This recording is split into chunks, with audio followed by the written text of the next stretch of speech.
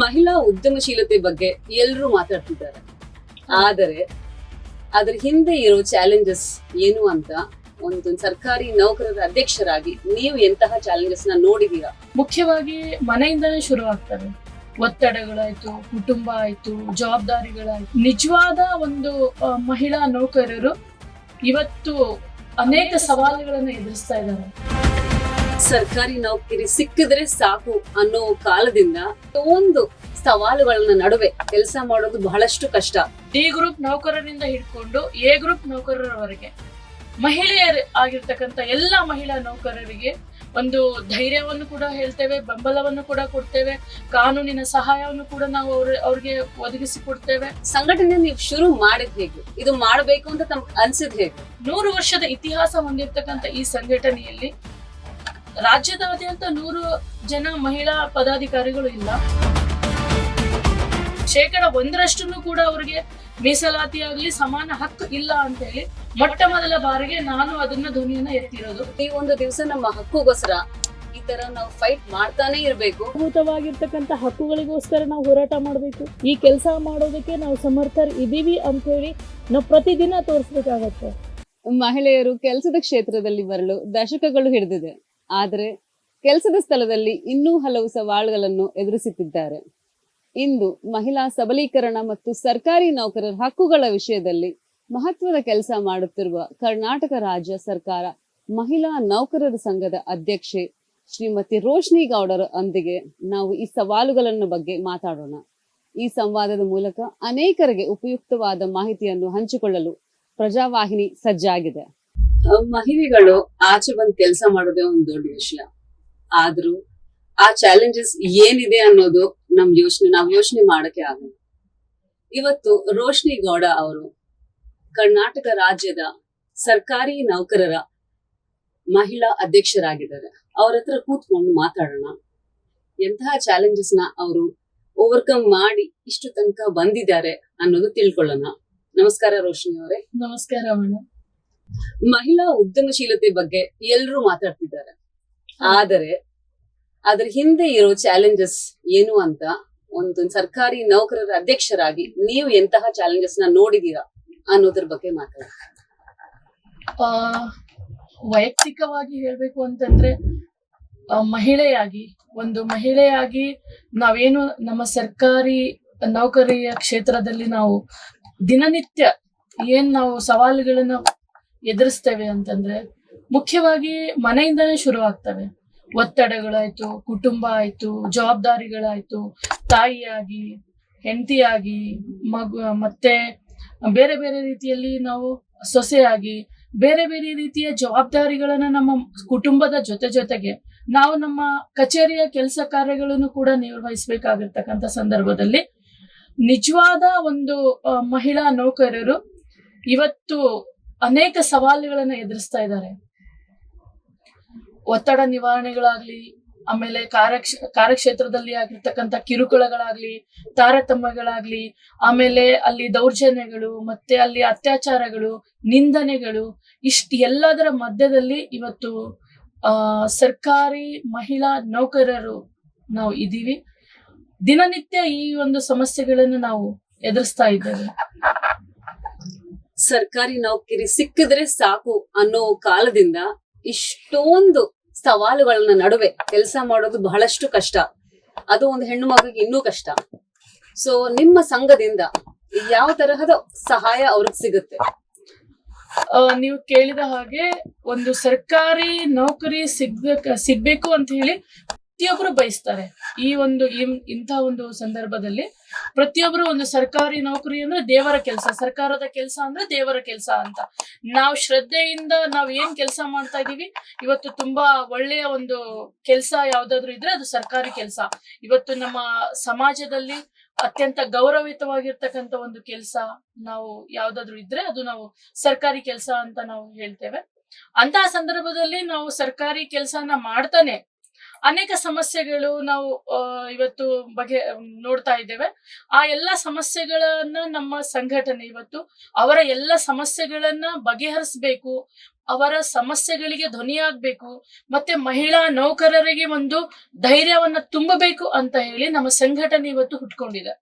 ಆ ಸಂಘಟನೆಯಿಂದ ಇವತ್ತು ರಾಜ್ಯದಾದ್ಯಂತ ಡಿ ಗ್ರೂಪ್ ನೌಕರರಿಂದ ಹಿಡ್ಕೊಂಡು ಎ ಗ್ರೂಪ್ ನೌಕರರವರೆಗೆ ಮಹಿಳೆಯರ ಆಗಿರ್ತಕ್ಕಂಥ ಎಲ್ಲ ಮಹಿಳಾ ನೌಕರರಿಗೆ ಒಂದು ಧೈರ್ಯವನ್ನು ಕೂಡ ಹೇಳ್ತೇವೆ, ಬೆಂಬಲವನ್ನು ಕೂಡ ಕೊಡ್ತೇವೆ, ಕಾನೂನಿನ ಸಹಾಯವನ್ನು ಕೂಡ ನಾವು ಅವ್ರಿಗೆ ಒದಗಿಸಿ ಕೊಡ್ತೇವೆ. ಆಮೇಲೆ ಅವ್ರಿಗೆ ಕಾರ್ಯಕ್ಷೇತ್ರದಲ್ಲಿ ಕೆಲಸ ಮಾಡ್ತಕ್ಕಂಥ ಸಂದರ್ಭದಲ್ಲಿ ಆಗ್ತಕ್ಕಂಥ ದೌರ್ಜನ್ಯಗಳು, ನಿಂದನೆಗಳು, ತಾರತಮ್ಯಗಳು ಮತ್ತು ಅನೇಕ ಕಿರುಕುಳಗಳನ್ನು ಕೂಡ ನಮ್ಮ ಗಮನಕ್ಕೆ ಬಂದಾಗ ನಾವು ಅವ್ರ ಜೊತೆ ನಿಂತ್ಕೊಂಡು ಆ ಎಲ್ಲ ಸಮಸ್ಯೆಗಳನ್ನ ಅವ್ರಿಗೆ ಧೈರ್ಯವನ್ನು ಕೂಡ ತುಂಬಿ ಅವ್ರ ಜೊತೆ ನಾವು ನಿಂತ್ಕೊಳ್ತೇವೆ. ನಮ್ಮ ಸಂಘಟನೆಯನ್ನು ಕೂಡ ನಿಂತ್ಕೊಳ್ಳುತ್ತೆ. ಆಮೇಲೆ ಬಹಳಷ್ಟು ಬೇರೆ ಬೇರೆ ಕ್ಷೇತ್ರದಲ್ಲಿನೂ ಕೂಡ ಅವರಿಗೆ ಬೇರೆ ಬೇರೆ ರೀತಿಯ ಕಷ್ಟ ಕಾರ್ಪಣ್ಯಗಳು ಕೂಡ ಇವತ್ತು ಇದಾವೆ. ಅಂತ ಸಂದರ್ಭದಲ್ಲಿ ಆರೋಗ್ಯದ ದೃಷ್ಟಿಯಿಂದನೂ ಕೂಡ ನಾವು ಅವರಿಗೆ ನಮ್ಮ ಸಂಘಟನೆ ವತಿಯಿಂದ ಆರೋಗ್ಯದ ಒಂದು ಅರಿವನ್ನು ಕೂಡ ನಾವು ಕೊಡ್ತೇವೆ. ಮತ್ತೆ ಒತ್ತಡ ನಿವಾರಣೆ ಯಾವ ರೀತಿ ಮಾಡ್ಕೊಳ್ಬೇಕು ಅಂತಕ್ಕಂಥದನ್ನು ಕೂಡ ನಾವು ತರಬೇತಿಗಳನ್ನ ಕೂಡ ಕೊಡ್ತೇವೆ. ಆಮೇಲೆ ಯಾವ ರೀತಿಯಲ್ಲಿ ಮನೆ ಮತ್ತು ಕಚೇರಿ ಎರಡನ್ನೂ ಕೂಡ ನಿಭಾಯಿಸಬೇಕು, ಮತ್ತೆ ತಾನು ಕೂಡ ಯಾವ ರೀತಿಯಲ್ಲಿ ಧೈರ್ಯವಾಗಿ ಇರ್ಬೇಕು, ಮತ್ತೆ ಹೊರಗಡೆನ ಒಂದು ಪ್ರಪಂಚಕ್ಕೂ ಕೂಡ ಸಮಾಜದಲ್ಲಿನೂ ಕೂಡ ನಾವು ಯಾವ ರೀತಿಯಲ್ಲಿ ಇವತ್ತು ನಮ್ಮ ಕಾಂಪಿಟೇಷನ್ ಈ ಜಗತ್ತಿನಲ್ಲಿ ಸ್ಪರ್ಧಾತ್ಮಕವಾಗಿರ್ತಕ್ಕಂಥ ಜಗತ್ತಿನಲ್ಲಿ ನಮ್ಮನ್ನ ನಾವು ಯಾವ ರೀತಿಯಲ್ಲಿ ಮತ್ತೆ ನಾವು ತೊಡಗಿಸ್ಕೊಳ್ಬೇಕು ಅಂತ ಹೇಳಿ ನಮ್ಮ ಸಂಘಟನೆ ಮಹಿಳಾ ನೌಕರರಿಗೆ ಈ ಒಂದು ಕಾರ್ಯಕ್ರಮಗಳನ್ನು ನಾವು ಹಾಕೊಳ್ತಾ ಇದ್ದೇವೆ. ಬಹಳಷ್ಟು ಸಮಸ್ಯೆಗಳ ಬಗ್ಗೆ ಮಾತಾಡ್ತಿದ್ದೀರಾ, ಒಂದೊಂದಾಗಿ ಮಾತಾಡೋಣ. ಇವಾಗ ಕಚೇರಿಯಲ್ಲಿರ್ಬೋದು, ಮನೇಲಿರ್ಬೋದು, ಒಂದು ಹೆಣ್ಣು ಮಗುಗೆ ಬಹಳಷ್ಟು ಕಷ್ಟಗಳಿರುತ್ತೆ. ಆದ್ರೆ ಎಲ್ಲಾ ಕಷ್ಟಗಳನ್ನ ನಾವು ಹೇಳ್ಕೊಂಡು ಕೆಲಸ ಮಾಡಕ್ ಆಗಲ್ಲ ಅಂತ ಹೇಳಕ್ ಆಗಲ್ಲ, ಕೆಲಸ ಮಾಡ್ಲೇಬೇಕಾಗತ್ತೆ. ಆದ್ರೆ ಅಲ್ಲಿ ಮೇಲಿನ ಅಧಿಕಾರದಿಂದ ಒಂದು ಪ್ರೆಷರ್ ಇರ್ಬೋದು, ಒಂದು ಬ್ರೈಬ್ದು ಇಶ್ಯೂ ಇರ್ಬೋದು, ಆ ತರ ಒಂದು ಕಚೇರಿಯಲ್ಲಿ ಅವ್ರಿಗೊಂದು ತೊಂದರೆ ಬಂದಾಗ ಅವರು ಆ ಕಂಪ್ಲೇಂಟ್ ನ ಹಾಕಕ್ಕೆ ಸ್ವಲ್ಪ ಯೋಚನೆ ಮಾಡ್ತಾರೆ. ಯಾವ್ದೇ ಹೆಣ್ಣು ಮಗು ಒಂದು ಪ್ರಾಬ್ಲಮ್ ಅಂದ್ರೆ ತಕ್ಷಣ ಹೋಗಿ ಕಂಪ್ಲೇಂಟ್ ಮಾಡಕ್ ಅಷ್ಟು ಧೈರ್ಯನೂ ಇರಲ್ಲ ಎಲ್ರಿಗೂ.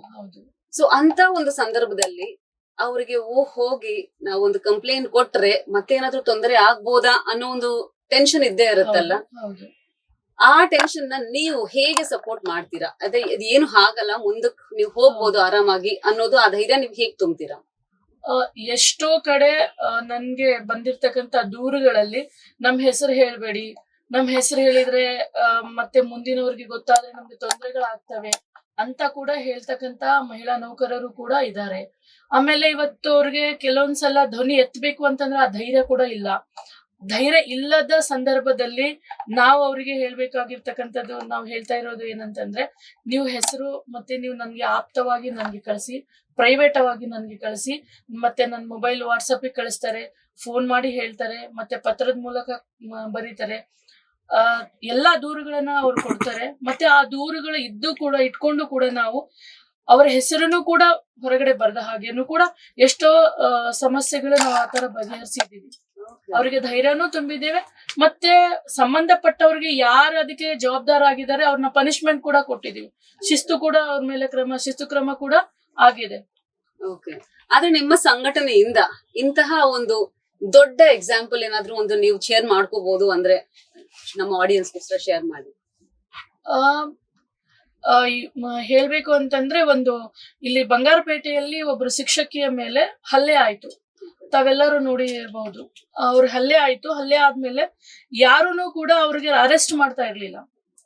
ಫಸ್ಟ್ ನಾವು ಹೋಗಿ ಅವ್ರ ಮನೆಗೆ ಹೋಗಿ ಸಾಂತ್ವನ ಹೇಳಿ ಧೈರ್ಯ ತುಂಬಿ ಅವ್ರನ್ನ ಅರೆಸ್ಟ್ ಮಾಡ್ಬೇಕು ಅಂತ ಹೇಳಿ SP-ಗೆ ಅಲ್ಲಿರ್ತಕ್ಕಂಥ ಎಲ್ಲರಿಗೂ ಕೂಡ, ಮಹಿಳಾ ಆಯೋಗದ ಕೂಡ ನಾವು ಅದನ್ನ ಮಾತಾಡಿಸಿ ಇವತ್ತು ಅವ್ರಿಗೆ ಅರೆಸ್ಟ್ ಮಾಡ್ಬೇಕು ಅಂತ ಹೇಳಿ ಅರೆಸ್ಟ್ ಮಾಡಿಸಿದ್ವಿ. ಆಮೇಲೆ ದಾವಣಗೆರೆ ನಾವು ರಾಜ್ಯ ಪ್ರವಾಸ ಮಾಡ್ತಾ ಇರ್ಬೇಕಾತಂದ್ರೆ ದಾವಣಗೆರೆಯಲ್ಲಿ ಒಬ್ರು ಇವ್ರಿಗೆ ಪೊಲೀಸ್ ಅಧಿಕಾರಿ ಮೇಲೆ ಹಲ್ಲೆ ಆಯ್ತು. ಪ್ರೈವೇಟ್ ಪಾರ್ಟಿಗಳಿಗೆಲ್ಲ ಹೊಡೆದಿದ್ರು. ಅವ್ರಿಗೂ ಹೋಗಿ ಸಾಂತ್ವನ ಹೇಳಿ ಧೈರ್ಯವನ್ನ ತುಂಬಿ ಅವ್ರಿಗೂ ಕೂಡ ಅರೆಸ್ಟ್ ಮಾಡ್ಬೇಕು ಅಂತ ಹೇಳಿ ಆ ಸಂದರ್ಭದಲ್ಲಿ ಹೇಳ್ತಾ ಇದ್ರು, ನೀವ್ ಹೋಗ್ಬೇಡಿ, ನೀವ್ ಯಾಕೆ ಹೋಗ್ತೀರಾ, ಅಷ್ಟು ಸುಮ್ನೆ ಒಂದ್ ಲೆಟರ್ ಕೊಟ್ಟು ಬಿಟ್ಬಿಡಿ, ಒಂದು ಪತ್ರವನ್ನ ಬರೆದು ಬಿಡಿ, ಅವ್ರು ಸ್ವಲ್ಪ ಇವ್ರದ್ದು ಅಂದ್ರೆ ಏನ್ ಹೇಳ್ತೀವಿ ನಾವು, ಗುಂಪು ಗಲಭೆಯಲ್ಲಿ ಈ ತರದೆಲ್ಲ ಆಗಿದೆ, ಗುಂಪು ಗಲಭೆಯ ಜನ ಯಾರು ಸರಿ ಇಲ್ಲ, ನೀವು ಹೋಗ್ಬೇಡಿ ಅಂತ ನನ್ಗೆ ಹೇಳಿದ್ರು. ಆದ್ರೂ ಕೂಡ ನಾವು ಪರವಾಗಿಲ್ಲ, ನಮ್ಗೆ ಆ ತರದ್ ಯಾವ್ದು ಇದಿಲ್ಲ, ನಾವು ಹೋಗಿ ಮಾತಾಡಿಸ್ತೀನಿ ಅಂತ ಹೇಳಿ ನಾವು ನಮ್ಮ ಸಂಘಟನೆಯಿಂದ ಧೈರ್ಯವಾಗಿ ಹೋಗಿ ಮಾತಾಡಿದ್ವಿ.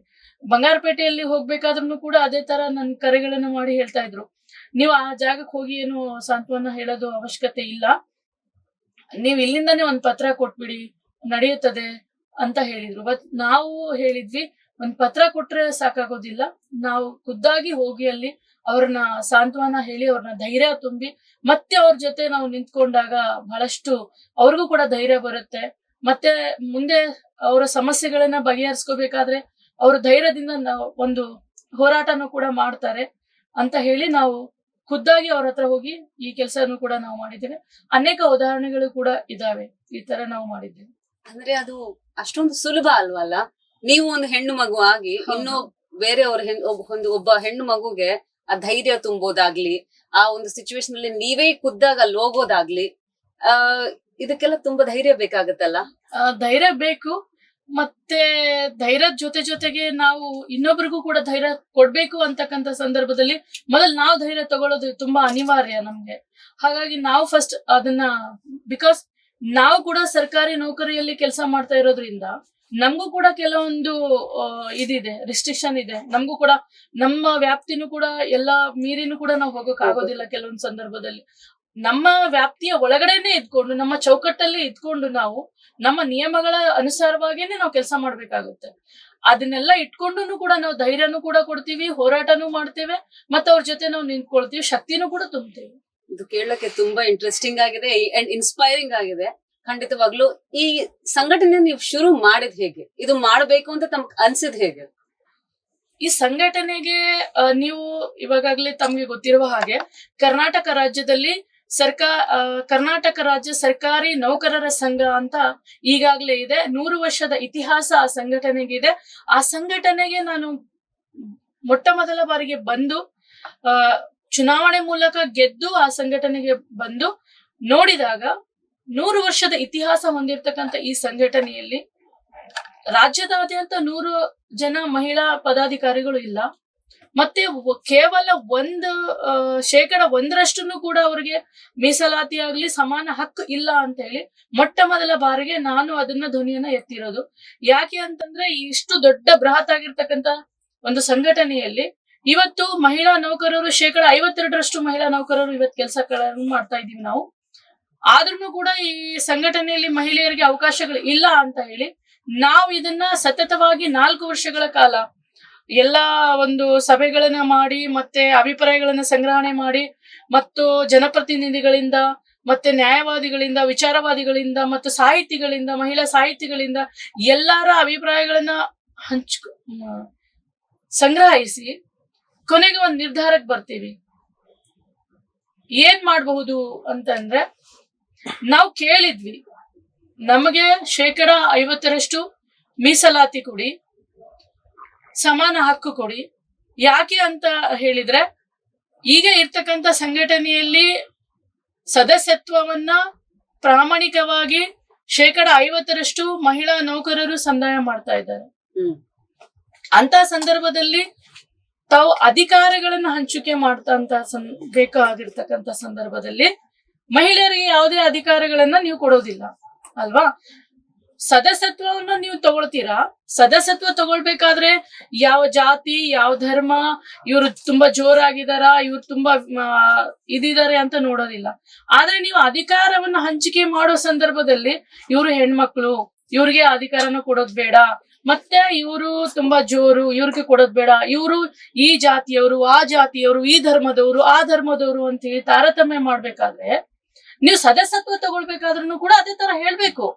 ಈ ಜಾತಿಯವರಿಗೆ ನಾವು ತಗೊಳ್ಳೋದಿಲ್ಲ, ಈ ಧರ್ಮದವರಿಗೆ ನಾವು ತಗೊಳ್ಳೋದಿಲ್ಲ, ಇವ್ರು ತುಂಬಾ ಜೋರಾಗಿದ್ದಾರೆ, ನಮ್ ಸದಸ್ಯತ್ವ ಇವ್ರದ್ದು ಬೇಡ ಅಂತ ನೀವು ಹೇಳ್ಬೇಕು. ನೀವು ಸದಸ್ಯತ್ವ ತಗೊಳ್ಬೇಕಾದ್ರೆ ಯಾವುದೇ ರೀತಿಯಿಂದ ನೀವು ತಾರತಮ್ಯ ಮಾಡೋದಿಲ್ಲ ಅಂದ ಮೇಲೆ ಅಧಿಕಾರ ಹಂಚಿಕೆ ಮಾಡ್ಬೇಕಾದ್ರೆ ಯಾಕೆ ತಾರತಮ್ಯ ಮಾಡ್ಬೇಕು ಅನ್ನೋದು ನನ್ನ ಮೂಲಭೂತ ಒಂದು ಪ್ರಶ್ನೆ ಆಗಿತ್ತು.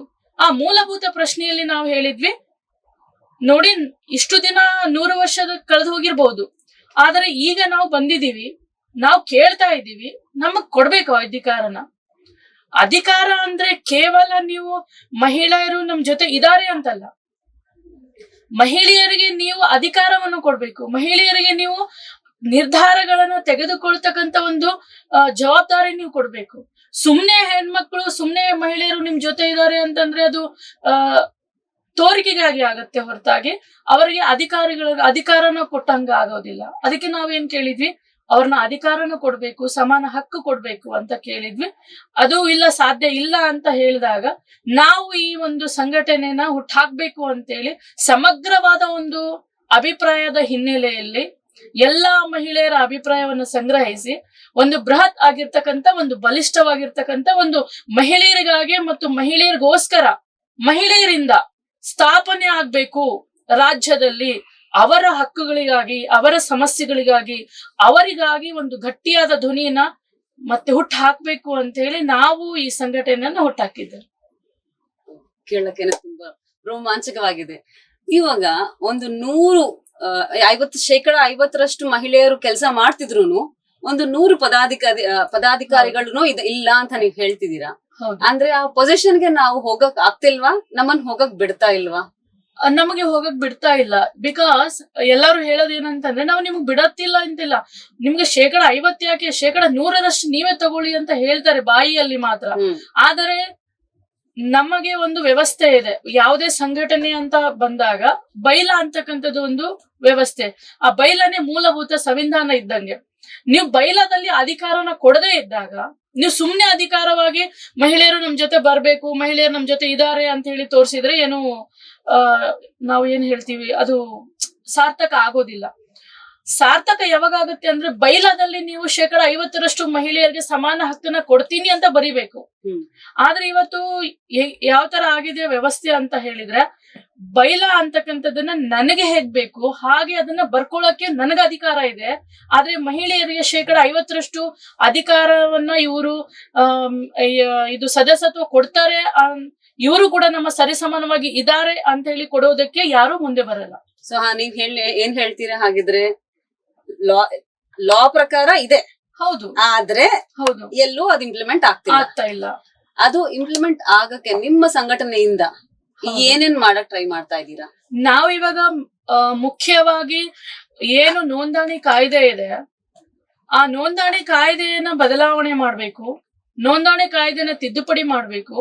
ಮಹಿಳೆಯರು 50% ಯಾವುದೇ ಸಂಘ ಸಂಸ್ಥೆ ನೋಂದಣಿ ಆಗ್ಬೇಕು ಅಂತಂದ್ರೆ ಮಹಿಳೆಯರಿಗೆ 50% ಮೀಸಲಾತಿ, ಸಮಾನ ಹಕ್ಕನ್ನ ಕೊಡ್ಬೇಕು ಅಂತ ಹೇಳಿ ಸರ್ಕಾರಕ್ಕೆ ಈಗಾಗಲೇ ಮನವಿಯನ್ನ ಸಲ್ಲಿಸಿದ್ದೇವೆ ನಾವು ನಮ್ಮ ಸಂಘಟನೆಯಿಂದ.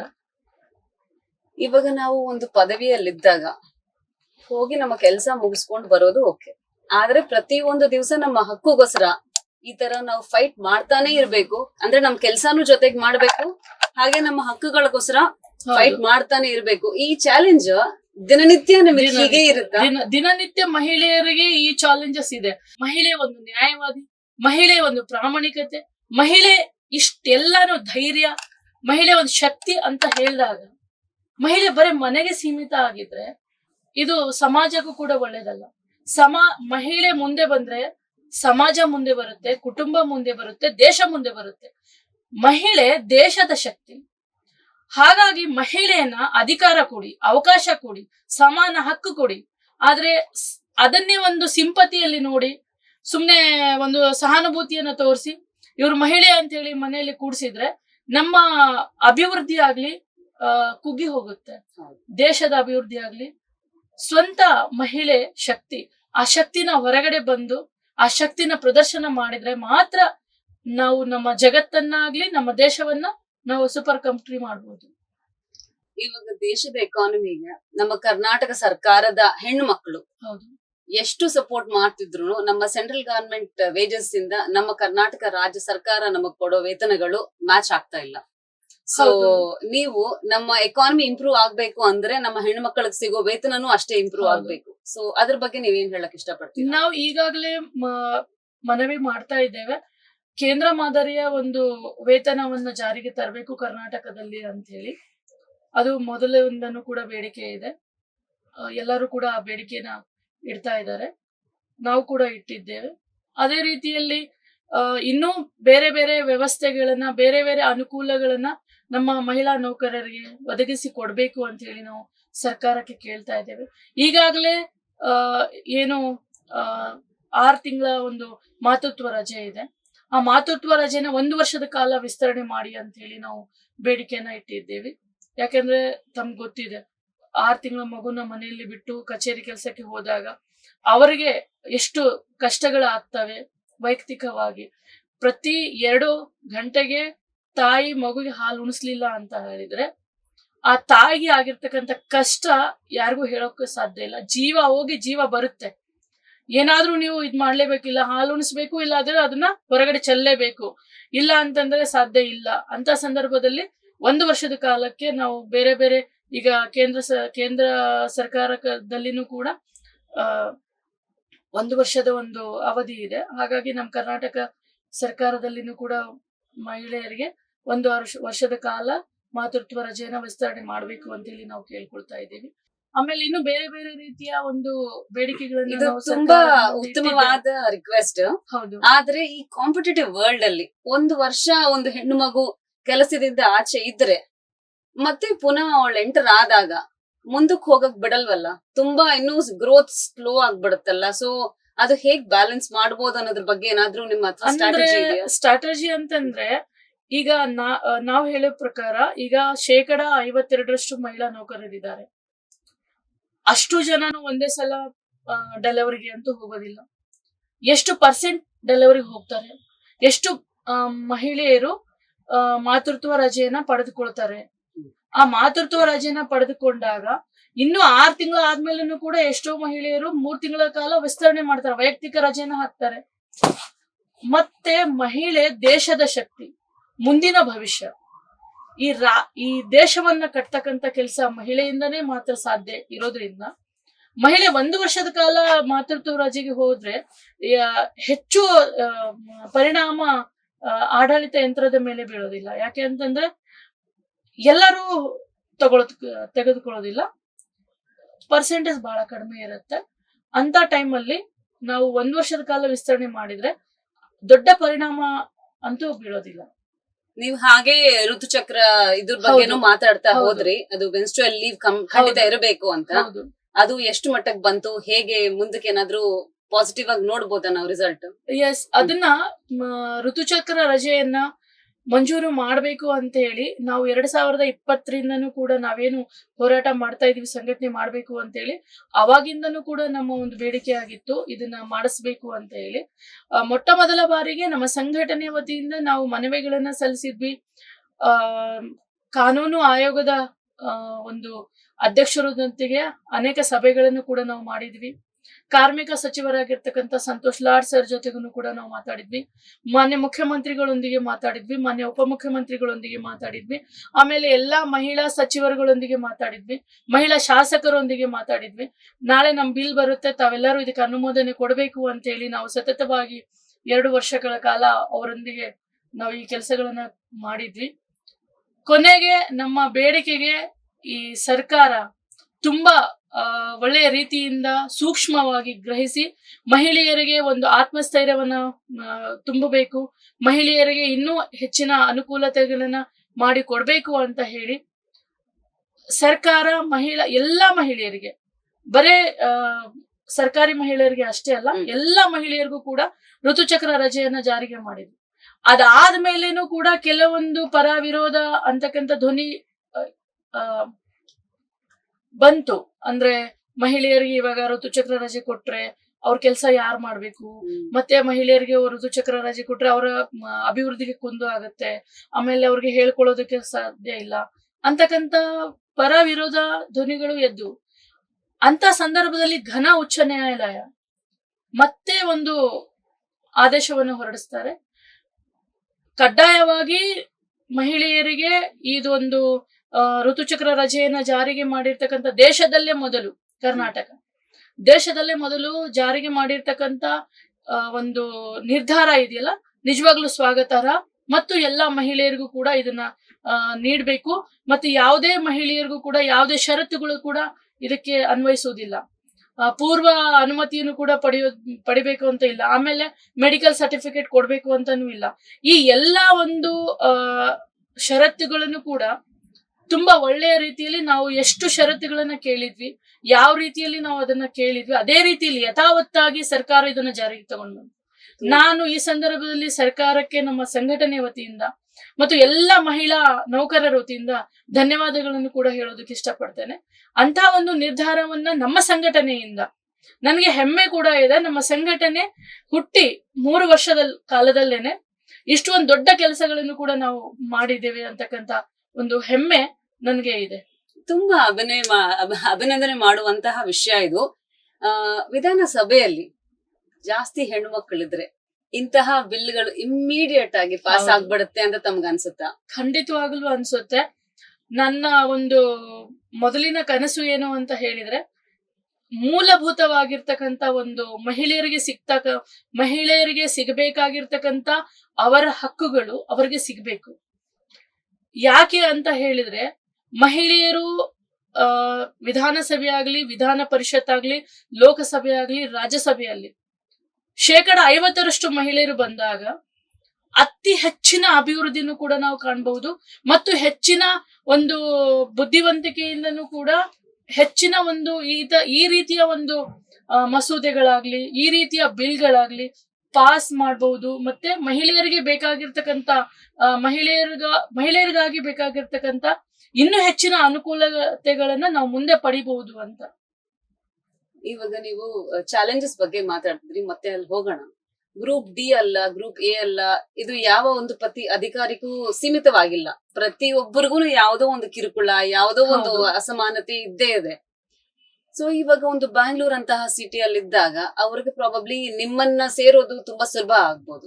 ಯಾವುದೋ ಒಂದು ಚಿಕ್ಕ ಗ್ರಾಮದಲ್ಲಿ ಕೆಲಸ ಮಾಡ್ಕೊಂಡು ಆ ತರ ಇದ್ದವರು ತಮ್ಮನ್ನ ಹೇಗೆ ಸೇರೋದು, ಹೇಗೆ ಅವರ ಕಮ್ಯುನಿಕೇಟ್ ಮಾಡೋದು? ಹಾಗಾಗಿ ನಾವ್ ಏನ್ ಮಾಡಿದ್ವಿ ಇವಾಗ ಅಂತ ಹೇಳಿದ್ರೆ, ನೀವು ಹೇಳಿದ ಹಾಗೆ ನಗರ ಪ್ರದೇಶದಲ್ಲಿ ಇವಾಗ ಬೆಂಗಳೂರು ಅಂತಕ್ಕಂತ ಒಂದು ಜಾಗದಲ್ಲಿ ಎಲ್ಲರಿಗೂ ಸ್ವಲ್ಪ ಅನುಕೂಲತೆಗಳು ಇದೆ. ನಮ್ಗೆ ಏನಾದ್ರೂ ಕಷ್ಟ ಆದ್ರೆ ಯಾರಾದ್ರೂ ಶಾಸಕರಿಗೆ, ಯಾರಾದ್ರೂ ನಮ್ಗೆ ಗೊತ್ತಿರೋರ ಹತ್ರ ಹೋಗಿ ನಮ್ಮ ಕಷ್ಟಗಳನ್ನ ಬಗೆಹರಿಸ್ಕೊಳ್ಬಹುದು. ಆದ್ರೆ ಗ್ರಾಮೀಣ ಪ್ರದೇಶದಲ್ಲಿ ಕೆಲಸ ಮಾಡ್ತಕ್ಕಂತ ಮಹಿಳಾ ನೌಕರರಿಗೆ ನಿಜವಾದ ಸವಾಲುಗಳಿದಾವೆ. ಅಂತಹ ಸಂದರ್ಭದಲ್ಲಿ ನಾವೇನ್ ಮಾಡಿದ್ವಿ, ನಮ್ಮ ಸಂಘಟನೆ ವತಿಯಿಂದ ರಜೆಯನ್ನ ಹಾಕೊಂಡು ನಾವು ಪ್ರತಿ ಜಿಲ್ಲೆಗೆ ಪ್ರವಾಸವನ್ನ ಕೈಗೊಂಡಿದ್ದೇವೆ. ಪ್ರತಿ ಜಿಲ್ಲೆಗೆ ಹೋಗಿ ಅಲ್ಲಿ ಮಹಿಳಾ ನೌಕರರ ಕುಂದುಕೊರತೆಗಳನ್ನ, ಮಹಿಳಾ ನೌಕರರು ಎದುರಿಸತಕ್ಕಂತ ಸಮಸ್ಯೆಗಳನ್ನ, ಮಹಿಳಾ ನೌಕರರಿಗೆ ಏನಾದ್ರೂ ಬೇರೆ ಬೇರೆ ರೀತಿಯಲ್ಲಿ ಸವಾಲುಗಳು ಏನೇನಿದಾವೆ ಅಲ್ಲೇ ಹೋಗಿ ನಾವು ಕೇಳ್ಬೇಕು ಅಂತ ಹೇಳಿ ಪ್ರತಿ ಜಿಲ್ಲೆಗೆ ನಾವು ಭೇಟಿ ಕೊಟ್ಟಿದ್ದೇವೆ. ಪ್ರತಿ ಜಿಲ್ಲಾ ಪ್ರವಾಸವನ್ನು ನಾವು ಮಾಡಿದ್ದೇವೆ. ಈಗಲ್ಲ 17 ಜಿಲ್ಲೆಗಳನ್ನ ನಾವು ಕಂಪ್ಲೀಟ್ ಮಾಡಿದೀವಿ. ಇನ್ನು ಮುಂದಿನ ಒಂದು ಜಿಲ್ಲೆಗಳನ್ನು ಕೂಡ ಪ್ರವಾಸ ಮಾಡ್ಬೇಕು ಅಂತ ಹೇಳಿ ಮುಂದಿನ ಯೋಜನೆ ಇದೆ. ಹಾಗಾಗಿ ನಾವು ಅವರನ್ನ ಆ ಜಾಗದಲ್ಲೇ ಹೋಗಿ ಅವರ ಸಮಸ್ಯೆಗಳನ್ನ ಆಲಿಸಿದ್ದೇವೆ, ಅವರ ಸಮಸ್ಯೆಗಳನ್ನ ಕೇಳಿದ್ದೇವೆ. ಮತ್ತೆ ನಿಮ್ಮ ಸಮಸ್ಯೆಗಳನ್ನ ನೀವು ನಮ್ಗೆ ವಾಟ್ಸಪ್ ಮೂಲಕ ಆಗ್ಲಿ, ಪತ್ರ ಬರೆದು ನೀವು ಕಳಿಸಿ, ಸಾಧ್ಯ ಆದ್ರೆ ನೀವು ಖುದ್ದಾಗಿ ಬಂದು ನಮ್ಮನ್ನ ಭೇಟಿ ಮಾಡಿ ಅಂತ ಹೇಳಿ ಕೂಡ ನಾವು ಅವ್ರನ್ನ ಹೇಳಿದ್ದೇವೆ.